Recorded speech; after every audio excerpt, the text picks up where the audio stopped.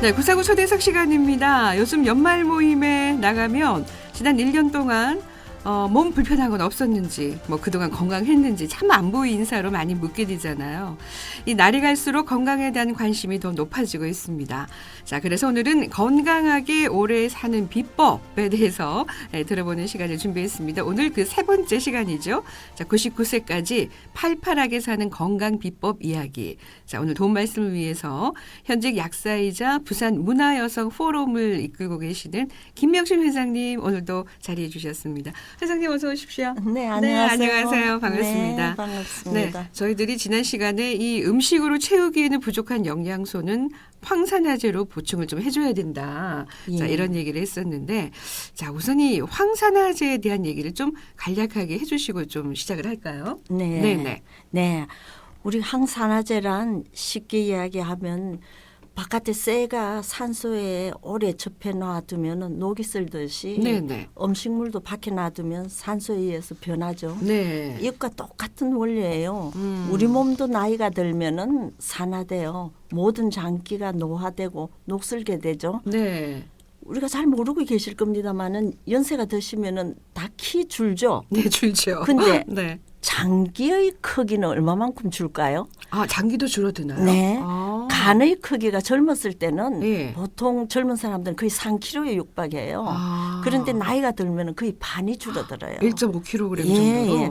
이렇듯이 우리 몸도 나이가 들면 노화되어서 쉽게 이야기하면 녹이 쓰는데 이 우리 몸이 살아가기 위해서 끊임없이 산소를 마시고 에너지를 만드는데 이 산소가 우리 몸에 들어와 에너지를 만들고 남는 부산물 바로 이 찌꺼기가 활성산소 유해산소입니다. 아, 네네. 이 활성산소가 우리 몸의 모든 장기와 세포를 공격해서 질병을 일으키는데 네. 이 활성산소를 없애주는 것이 바로 황산화제이고 네. 이 황산화제가 식물에 거의 다 들어있어요. 아. 우리가 이제 예를 들어보면은 동물은 적이 오면 피할 수 있어요. 네네. 그러면 식물은 적이 오면은 어떻게 피할까요? 어떻게 움직일 수가 될까요? 없으니까. 그러니까요. 그리고 식물의 적은 무엇이겠어요? 네. 바로 식물의 적은 강력한 이 햇빛, 비바람, 곤충이나 사람이겠죠. 아, 그렇겠네요. 예. 그래서 이 식물이 강력한 이 햇빛에서 과육을 보호하기 위해서 껍질을 튼튼하게 만들어요. 그 껍질에 영양가가 많다는 게 바로 이 원리예요. 그렇군요. 예, 그리고 사람과 이 곤충으로부터 네. 피하기 위하여 이 강력한 색깔, 맛, 냄새 등을 내뿜어 적으로부터 자기 몸을 보호합니다. 네, 식물이. 네, 네. 이렇게 식물이 자기가 살기 위해 만드는 물질이 파이토케미칼이라는 생리 활성 물질입니다. 네, 네. 이게 강력한 항산화 물질이며 바로 식물 영양소인 비타민, 미네랄 등입니다. 네. 이 식물 영양소 파이토케미칼을 1990년대 미국에서는 과학적으로 증명을 해서 네. 암 예방의 히든 카드로 쓰고 있습니다. 아, 자, 그렇다면 회장님 말씀을 듣고 있으니까 항산화제만 잘만 챙겨 먹어도 성인병 예방과 치료에 큰 도움을 받을 수 있다. 이런 얘기가 될 것 같은데요. 네네. 네. 그렇죠. 네. 놀랍게도 이 항산화제들이 네. 모두 세포를 재생시키고 네. 혈관에 다 작용을 한다는 거죠. 아. 예, 혈관벽을 튼튼하게 해주고 네. 혈액의 흐름을 원활하게 해주고 그리고 또 혈관의 미세염증을 없애주면서 성인병 예방은 물론 네. 모든 질병 예방에 도움을 주기 때문에 네. 이 항산화제를 복용하라는 거죠. 아, 네. 어떤 식품에 들어있을까요? 예, 이 항산화제들 제가 지난 시간에도 말씀을 드렸습니다만은 우리 식물의 흰색 쉽게 이야기하면 마늘에는 알리신이라는 성분이 있어요. 네네. 양파에는 퀘르세친이라는 성분이 있어요. 버섯에는 베타그루칸이라는 성분이 있는데 이 항산화 물질들이 세포 재생작용, 강력한 항염작용, 혈전용해, 고지혈증 예방을 다 해요. 네. 그리고 붉은색에는 라이코펜이라는 항산화 물질이 들어있는데 뭐 비트라든지 뭐 토마토죠. 아. 근데 특히 이 붉은색에 들어있는 라이코펜은 지용성이라서 네. 우리가 기름에 볶을 때 흡수가 잘 되고 그래, 예, 예, 이것도 모든 우리 혈관에 작용을 하는데 특히 전립선에 좋습니다. 붉은색의 라이코펜은. 네네. 그리고 보라색에는 안토시아닌이라는 성분이 있어요. 네네. 뭐 블루베리라든지 포도 가지에 다 들어있는 성분이죠. 네. 이 성분도 혈관을 맑게 하고 혈전을 용해시키며 당뇨에도 좋아요. 특히 보라색의 안토시아닌은 눈에 좋습니다. 눈에 좋다고 얘기 많이 들었어요. 예. 그리고 이제 노란색이나 황색에 들어있는 베타카로틴, 네. 이 당근이나 호박에 많이 들어있죠. 네. 이 성분들도 뇌졸중이라든지 우리 심근경색, 혈관 강화를 다 시키고 있습니다. 네. 그리고 우리가 녹색, 네. 녹색에 들어있는 루테인이라든지 카네킨, 카테킨, 네. 루테인은 뭐 케일이라든지 시금치라든지 뭐 쑥갓, 카테킨은 녹차에 많이 들어있죠. 네. 이것도 우리 모든 혈관에 다 작용을 해요. 네. 동맥경화에도 굉장히 좋아요. 그런데 특히 이 루테인은 눈의 항반성 병변을 막아주는데 쓰이고 그리고 통증도 완화해 주는데 굉장히 좋습니다. 네. 그리고 뭐 우리가 잘 아는 비타민 C, 비타민 E도 바로 혈관벽을 튼튼하게 해줘요. 네. 그리고 혈액순환도 잘 시켜주고 노화도 예방해주고 세포 손상도 막아줘요. 네. 그리고 우리가 잘 알고 있지만은 비타민 D, 네. 비타민 D는 우리 몸에 작용하는 게 비타민 D3예요. 그 이것도 혈관벽 튼튼하게 해주고 면역력도 증강시켜주면서 뼈 건강에 좋죠. 네. 골다공증도 치료가 되고 네, 그리고 뼈 건강에 좋은데 칼슘과 마그네슘의 흡수를 비타민 D가 도와주기 때문에 비타민 D 없이는 칼슘, 마그네슘이 흡수가 절대 잘 안 됩니다. 네. 그런데 우리나라 사람이요. 비타민 D는 98%가 부족합니다. 네. 예. 그리고 오메가3 잘 아시는 오메가3는 고등어나 연어나 들깻잎에 많죠. 오메가3는 우리 몸의 미세 염증을 없애줘요. 그리고 뇌세포 활성화, 동맥경화에도 굉장히 좋습니다.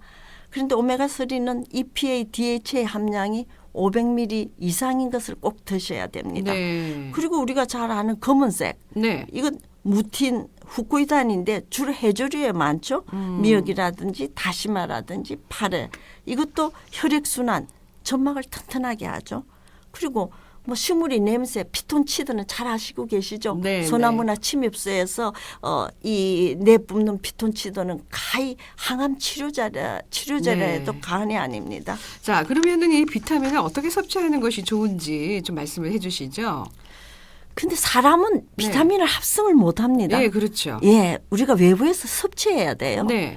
유일하게 합성하는 것이 비타민 중에 비타민 D예요. 네. 그런데 이것도 햇볕을 받지 않으면 합성을 못 해요. 그렇죠. 네. 그런데 우리나라의 일조량은 이 일조량이 아주 풍부한 게 위도 38도 이하일 때, 네. 32도 이하일 때가 일조량이 풍부한데 우리나라는 그렇지를 못해요. 네. 그래서 비타민 D를 만들려면 하루 종일 햇볕을 쬐야 됩니다. 그리고 이 비타민 D를 만드는 그 일광 햇볕은 자외선 B예요. 네. 자외선 B는 창문을 투과하지를 못해요. 창문을 열어놓고 직접 쬐야 되네요. 예. 네. 그래서 창문으로 뭐 투과하는 자외선은 전혀 효과가 없고요. 우리가 비타민 D 생성을 시키려면 하루 종일 햇볕을 쬐야 되니까 비타민 D를 거의 못 만들죠. 네. 그래서 우리가 외부에서 섭취를 해줘야 됩니다. 네. 종합 비타민을 섭취해야 되겠네요. 예, 그래서 네. 우리가 꼭 먹어야 할 기본 비타민 항산화제에 대해서 몇 가지만 말씀해 드릴게요. 회장님, 첫째, 조금 빨리 해주시면 그래요? 양이 많아서. 예. 그래, 첫째, 우리 종합 비타민. 네. 비타민, 무기질, 식물 영양소가 골고루 들어있는 종합 비타민 꼭 섭취를 해 주셔요. 네. 그리고 두 번째, 비타민 C. 이건 수용성이기 때문에 좀 많이 먹어도 괜찮아요. 네. 그리고 비타민 E. 네. 이거는 지용성이라서 200 IU 이상은 하루에 복용 안 하는 게 좋을 것 같아요. 네. 그리고 그다음에 코큐텐이라는 게 있어요. 네. 코엔자임 Q10. 이것은 세포 기능 유지를 위해서 꼭 필요합니다. 그리고 우리가 에너지를 만드는데 필수 불가결한 요소가 바로 코엔자임이에요. 그래서 꼭 복용해 주셔야 되고요. 그리고 꼭 복용하실 게 오메가3도 네. 꼭 복용하셔야 되고 그다음에 꼭 복용하셔야 될 게 유산균입니다. 네. 프로바이오틱스. 이 유산균은 우리 몸 대장에는 유해균이 굉장히 많아요. 네. 그렇기 때문에 균형을 맞추기 위해서 유익균이 꼭 필요한데 그리고 우리 몸 대장에서 우리 몸의 70%의 면역력을 만들고 있어요. 그래서 꼭 유익균인 유산균을 꼭 복용하시라는 알겠습니다. 겁니다. 네. 예. 자, 우리가 평소에 비타민에 대해서 잘못 알고 있는 상식이 어떤 것이 있을지 좀 간략하게 좀 얘기해 주시죠. 그럴까요? 네. 예, 뭐 누군가 이야기했죠. 우리 한국 사람 의식을 바꿔야 할 부분이 있다면 비타민을 약으로 생각하지 말고 음식으로 생각하는 거죠. 네, 네. 벌써 수십 년 전 일본이나 미국 서구에서는 100가지가 넘는 비타민이 나와서 국민들의 질병 치료에 예방을 하고 있어요. 네, 네. 지난번 대한당뇨병 학회 및 대한내분비 학회 회장이며 가톨릭의대 명예교수인 김선우 회장님께서 말씀하시기를 너무 잘 먹는 시대에 비타민 같은 영양 보충제가 왜 필요하냐고 묻는 사람들이 있다 했어요.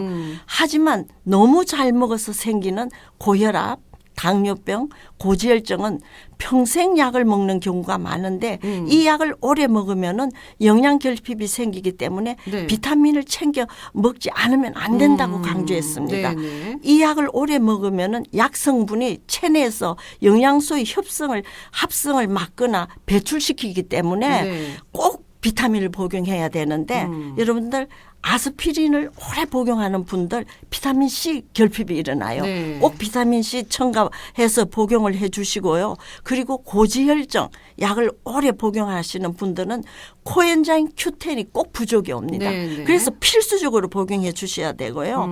당뇨병 약을 오래 먹는 분들은 비타민 B12 부족이 와요. 네. 그래서 꼭 비타민 B12을 섭취해 주셔야 되고요. 따로 네.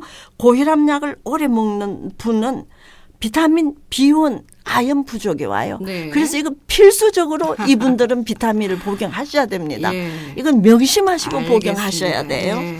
자, 끝으로 건강에 대해서 청취자 여러분들의 당부의 말씀 한 20초 남았습니다. 그래요? 회장님 짧게. 짧게. 네. 국력이 체력이라 했습니다. 네. 요즘 종편이나 다양한 채널, 신문, 매스컴을 통해서 엄청난 건강 정보가 쏟아져 나오고 있습니다. 네. 근데 제일 중요한 것은 균형 잡힌 식단. 네. 예. 그리고 7가지 색깔의 식물. 네. 빨강, 주황, 노랑, 초록, 흑색, 백색, 보라. 이 야채와 과일을 골고루 드시고 과유불급이란 말이 있듯이 너무 좋다고 한 가지만 치우치다 보면 꼭 독이 따를 수 있습니다. 우리가 음식으로 절대 다 섭취할 수 없기 때문에 항산화제적 비타민 보조제 꼭 드시고 물 충분히 드시고 그리고 규칙적인 운동 꼭 하십시오. 네, 네. 건강한 사람이 애국자입니다. 예, 알겠습니다. 예. 자, 오늘 그 세 번째 시간으로 자, 부산문화여성포럼 김명식 회장님 모시고 건강하게 사는 방법에 대해서 얘기 들어봤습니다. 회장님 나와주셔서 오늘 말씀 고맙습니다. 예, 감사합니다. 자, 부산지방국토관리청으로 가겠습니다. 김진수